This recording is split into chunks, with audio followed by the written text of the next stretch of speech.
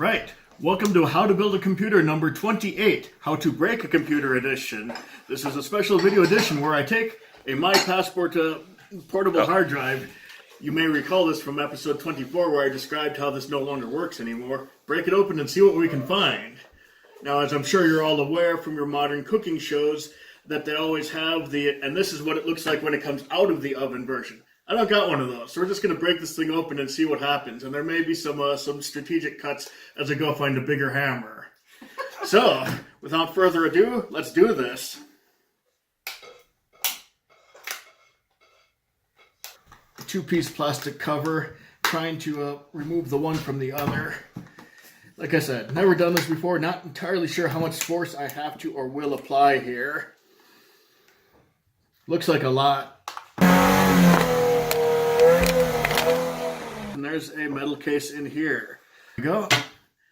Now, what are we looking at here? We have screws. There we go.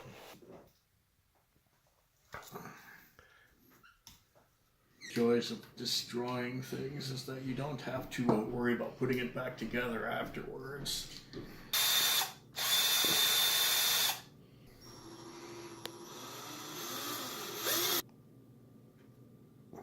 Sam Rhodey, one of this generation's leading mind when it comes to the field of random destruction. This hard drive will not win.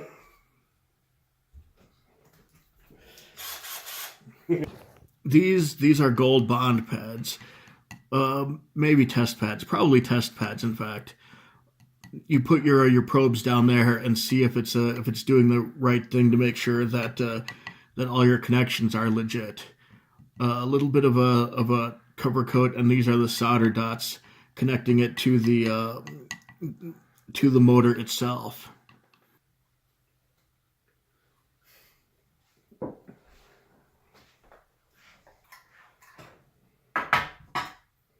Stick a wedge in there.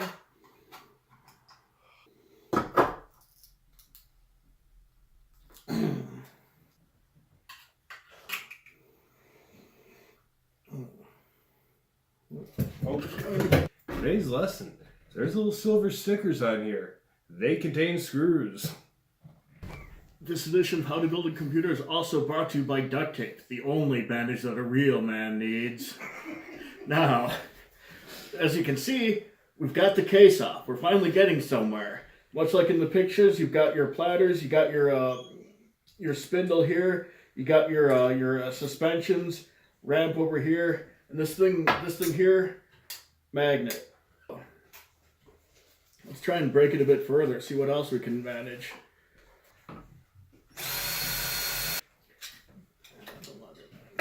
All right, magnet, dually magnetic, always a good time. Again, here's the voice coil on the suspension. Here's the stack I'm pulling out now.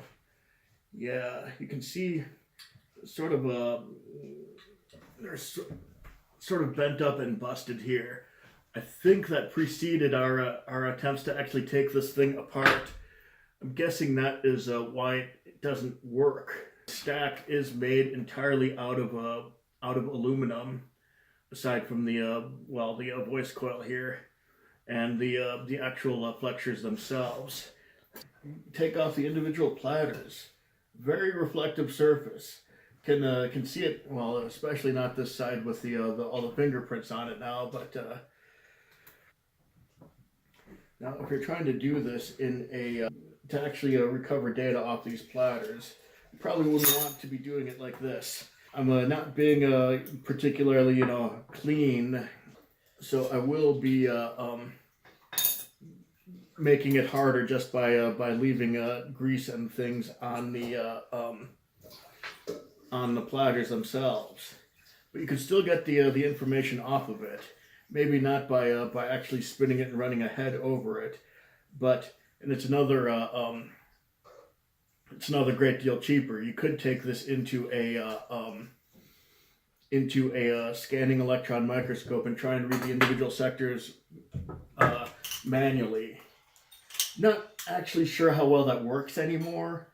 I mean, definitely a thing you could do in the 80s, 90s, but with the areal density that we have now, no guarantees. shattered. So there's a chunk in the lower right corner here that I'm attempting to open now. Seems I'm thinking there's some of the control bits in here. Although that's also what these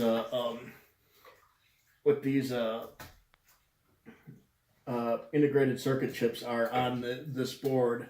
They include control logic. They could include a flash RAM for the buffer, that sort of thing. You cut yourself again? On the glass, I think. It's going to take another minute to wash myself off. So this thing looks like nothing more than the way to connect your drive to the outside world. The turns of the wire inside the motor that spins the platters around.